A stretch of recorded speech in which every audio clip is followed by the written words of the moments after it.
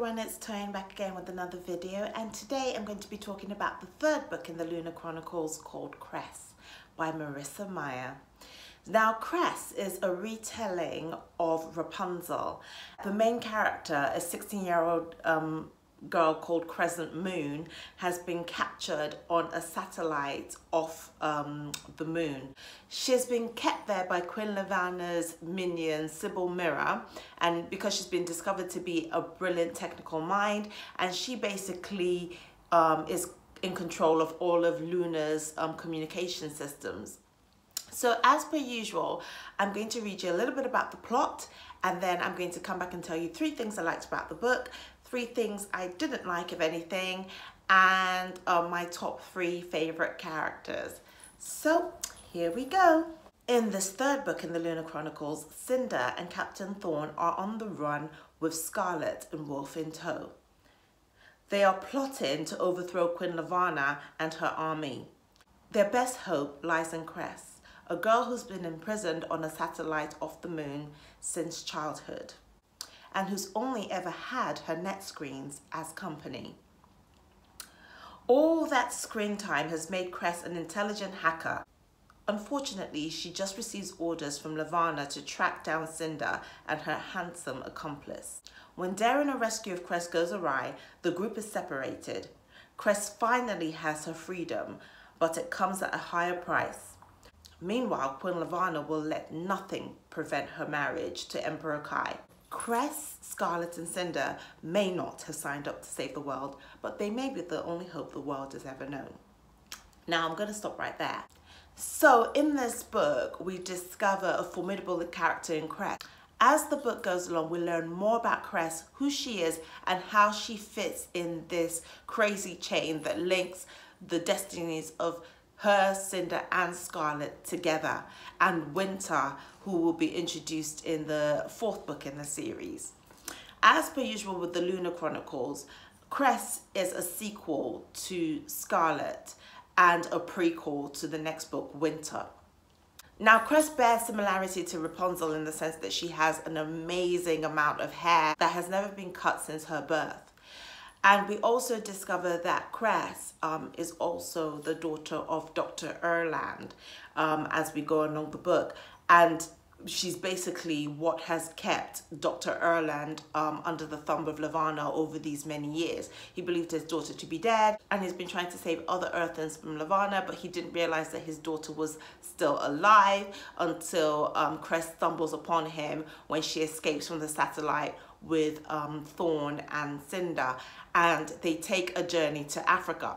Now, this is one of the things that I really liked about the book. As I said in my previous reviews, I really enjoyed the fact that you get to travel around the globe on Earth, and you're not just stuck in Beijing or in France. You know, you get now to discover Africa, and I really just enjoy that about the book. I also really enjoyed the way we were able to experience interspace travel, and I enjoyed the way you were able to travel from the lunar satellite to Luna to Earth, from Earth back to the moon, and so on and so forth. Another thing I enjoyed about this book was its darkness. It is by far, in my opinion, the darkest of the 3 books. I mean, Scarlet has been kidnapped in this book, and there is a lunar child that is basically practicing his gift of mind control and so on, and makes Scarlet do absolutely horrific things to herself. And I just really liked the way that the element of mind control was explained to the audience. And you really got the sense that the Lunars were abusing this power, not only because they could, but because that's what they were raised to do. And you can see how in the child that is basically torturing Scarlet, Lavanna has ended up gaining control of the Lunars and is, you know, might be torturing them and the Earthens at the same time. Another thing that I really enjoyed about the book is, as usual, my favorite character, Carswell Thorn.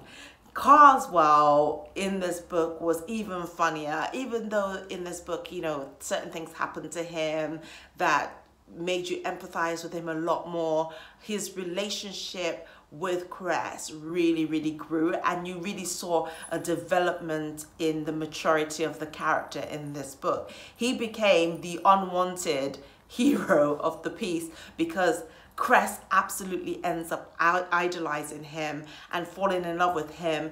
And whilst it's easy because you can see that Cress is still a teenager and she's infatuated with this guy that she's kind of developed a relationship with through the net screens, you also got to really experience how Thorn matures and becomes deserving of Cress's love and infatuation, and how he has to prove himself worthy.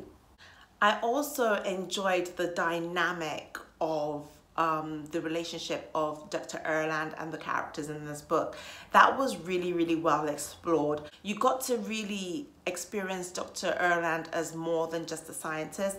You got to see the humanity in him as Cress's father. You got to see the humanity of him in his interactions with Cinder, in trying to explain to Cinder who he thinks she is and how he thinks she can help both worlds, Lunar and Earth.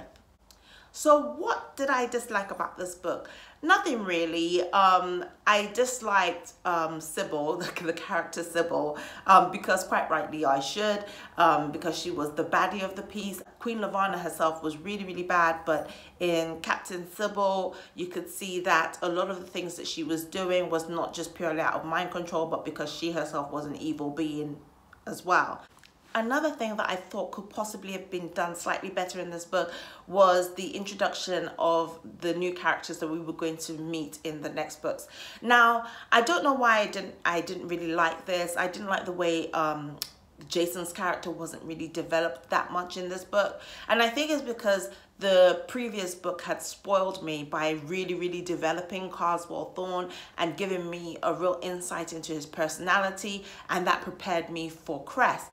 And I just thought that Jason, a Lunar, who was the captain on Sybil's ship as she went from Lunar to the satellite to kind of, you know, take control of Cress and exert her dominance, I felt that his character was very weak and watered down.